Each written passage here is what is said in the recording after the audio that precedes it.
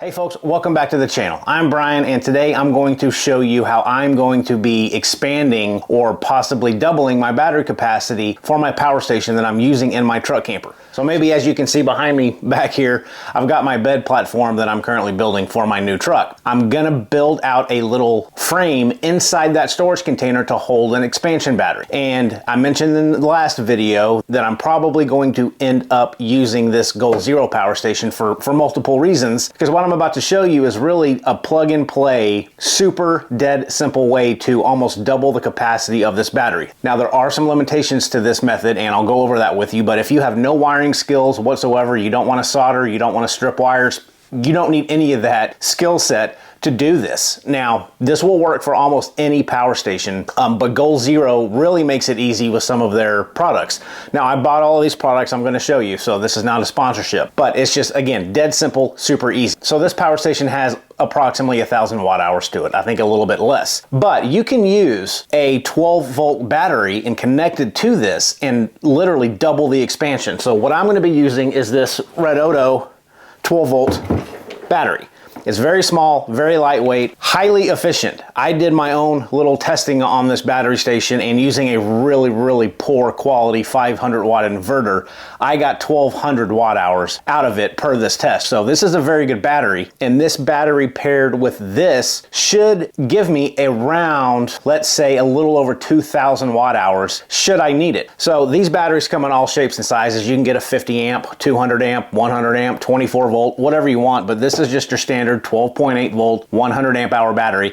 It does have 100 amp BMS in it, but I'm not even gonna touch that because I'm gonna mainly be using this for my DC stuff in my truck, lights, fans, maybe a portable heater, which will run on AC, but in the event I do have to run a heater, it would suck this battery dry very quickly. Having this tied to it should be able to get me through the night if I don't have shore power. But let me show you folks literally all you need to hook this up to this and double your capacity. So first thing you're gonna need is Goal Zero, and again, I bought this.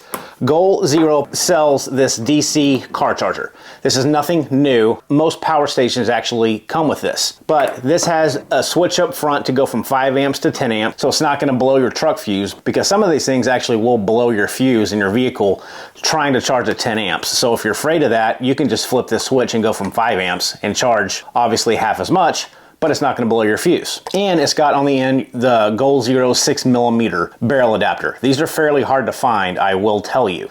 So I think Goal Zero's doing this to kind of make you buy their stuff, honestly, but it's a 6mm barrel adapter. And of course, on the end, you've got your 12 volt socket with a fuse built inside. You're gonna need this, and I'm gonna need this. Now I bought this on Amazon. It's a NOCO brand, but I found NOCO has some of the best quality wiring gadgets that you can find. Most of my camper that I just sold had NOCO stuff, but this is a 12 volt socket adapter. So this is gonna be your female end, and you'll just plug in the 12 volt Goal Zero adapter directly into here.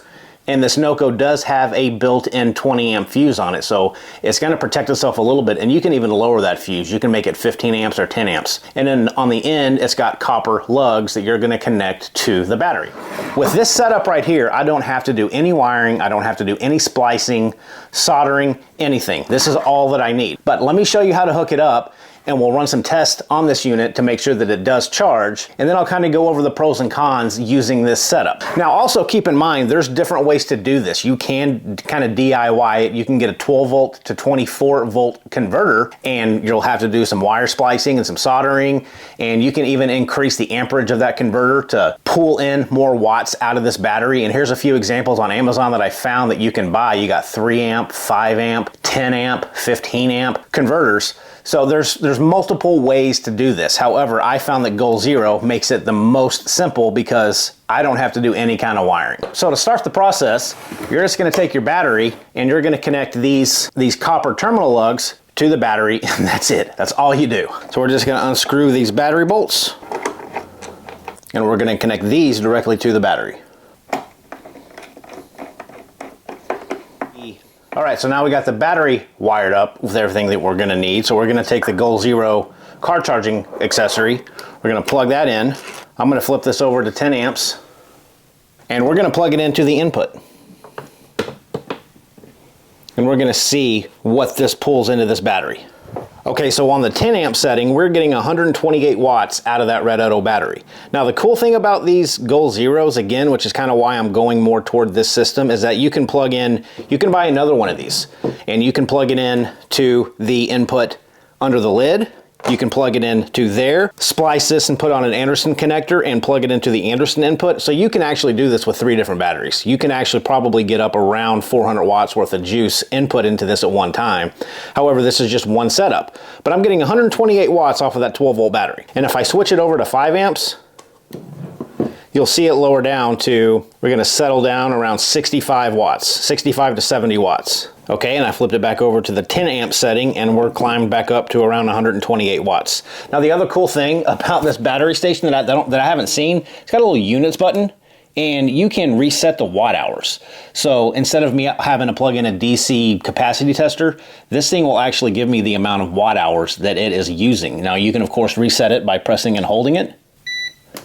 So now it's at 0 watt hours.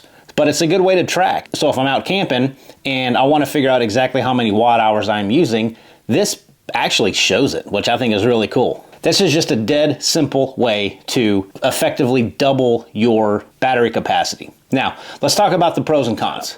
The pros are, it's a very cheap way to increase capacity to your battery. And again, you don't have to be using a Goal Zero, you don't have to be using a Redodo, but both of these are really good quality products in my opinion. I've done some testing on both and they've done really well. But you can use a Jackery, you can use any power station, but you'll just have to figure out a way to connect your DC input to your power station from your battery. So you'll have to splice some wires, get the right connector, but it will work. And the other pro is it's fairly lightweight. So I've got a few 2,000 watt hour battery stations and they're much bigger than this Goal Zero. And they weigh more than what this weighs plus this weighs. So it's adding extra weight into my truck. And again, I'm trying to keep my truck as light as possible this go around.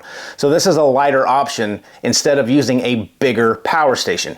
And also this is gonna be going into my cabinet that I'm building. So I don't want to take up a whole huge ton of space for a big giant power station. And it's just super easy to do. You don't have to have any wiring skills to do what I just showed you. The cons are, and what you might have already figured out is I'm only inputting 128 watts. So you're probably thinking to yourself, well, Brian, if you're using 300 watts, there's no way that this is gonna keep up, and you're right.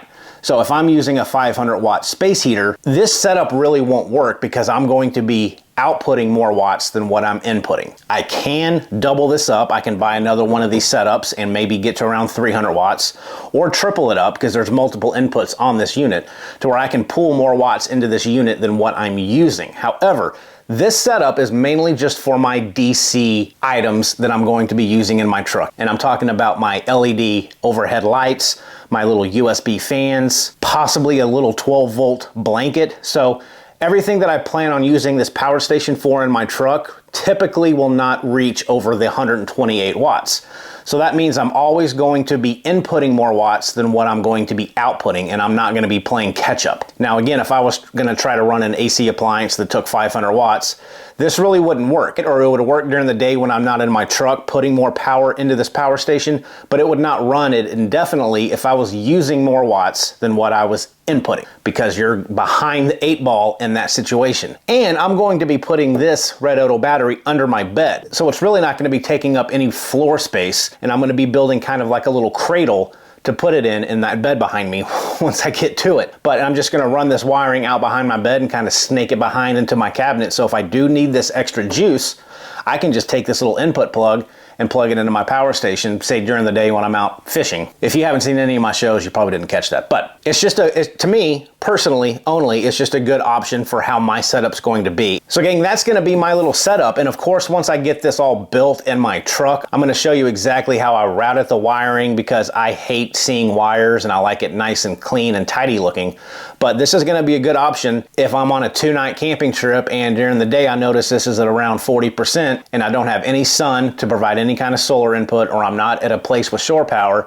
I can just hook this little battery up to this Goal Zero and slowly charge it at 130 watts during the day to get me back up to almost, hopefully, a full battery at night when I need it. So that's kind of how I'm going to be doing my power station in my truck camper this go round. If you folks are interested in any of this, of course, I'll put some links down below. Again, very simple, no skill set required other than being able to get on Amazon and click a link. But other than that, it's really that simple. Until next video, hopefully when that bed's done behind me, I'm gonna walk you through how I built that, and we'll see you soon. Take care. Thanks for watching.